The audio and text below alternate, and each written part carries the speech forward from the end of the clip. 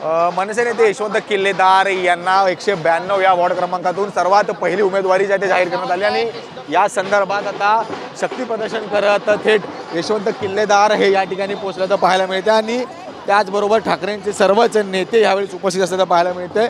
मग त्यामध्ये प्रामुख्याने स्थानिक आमदार असतील महेश सावंत किंवा संदीप देशपांडे सर्वच या ठिकाणी उपस्थित असलेलं पाहायला मिळतं। एक शक्ती प्रदर्शनच्या माध्यमातून हे सर्वच नेते जे आता ह्या ठाकरेंच्या पुतळ्याच्या ठिकाणी पोहोचले आहेत आणि इथून पुढे शिवसेना जाऊन बाळासाहेब ठाकरे यांच्यासुद्धा शिवसेना भवनात जाऊन अभिवादन करतील, त्यांच्याकडनं आशीर्वाद घेऊन जे आहे ते सर्व बीकॉम पाहण्यासाठी पुढे आल्याचं पाहायला मिळतं आणि यासाठी आता मोठं शक्ती प्रदर्शन या ठिकाणी केल्याचं पाहायला मिळतं। मोठ्या प्रमाणात कार्यकर्ते या ठिकाणी आल्याचं पाहायला मिळत आहेत। आपण या ठिकाणी यशवंत किल्लेदार यांच्याशी बोलण्याचा प्रयत्न करणार आहोत।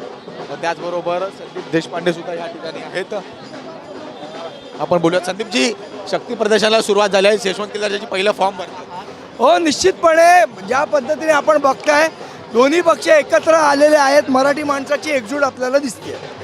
निश्चितच आता इथून प्रबोधनकर ठाकरे यांना अभिवादन करून पुढे बाळासाहेब ठाकरे यांना सुद्धा अभिवादन करणार आहे। निश्चित आता सगळे आमचे उमेदवार चाललेले आहेत तिकडे आणि काही उमेदवार एकत्रित अर्ज भरणार। उत्साह कसा आहे लोकांमध्ये, कार्यकर्त्यांमध्ये? आपण बघताय काय किती उत्साहाने सगळे लोक एकत्र जमलेले आहेत, त्यामुळे यशवंत किल्लेदार असतील, शिवसेनेचे 5 उमेदवार असतील, सगळ्यांचा विजय हा निश्चित आहे। इथे युतीचाच विजय होणार, निश्चितच युतीचाच विजय होईल अशी प्रतिक्रिया, बंधूंचाच विजय होईल, ठाकरे बंधूंचा विजय होईल अशी प्रतिक्रिया यावेळी संदीप देशपांडेच्या माध्यमातून आपण यशवंत किल्लेदार यांच्यासोबत सुद्धा बोलणार आहोत।